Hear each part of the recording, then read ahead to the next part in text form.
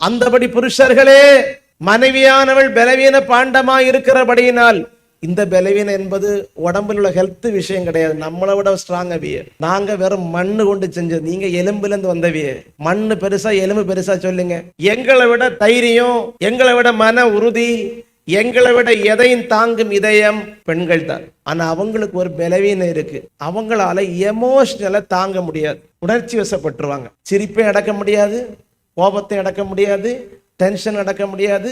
சும்மா சும்மா நெற்றியை கொண்டு ரோட்ல இடிச்சிட்டு நிற்போம் செவரில். டென்ஷன், பயங்கர டென்ஷன். அழுதுருவாங்க, 5 நிமிஷங்கள் சிரிப்பாங்க.